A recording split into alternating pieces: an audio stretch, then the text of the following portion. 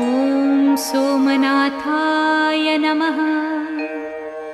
ॐ मल्लिकार्जुनाय नमः।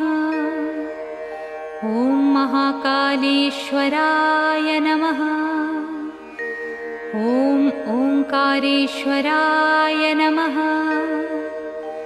ॐ वैद्यनाथाय नमः। ॐ भीमशंकराय नमः। ॐ रामेश्वराय नमः। ॐ नागेश्वराय नमः। ॐ विश्वेश्वराय नमः। ॐ त्र्यंबकेश्वराय नमः। ॐ केदारेश्वराय नमः। ॐ भुस्मेश्वराय नमः।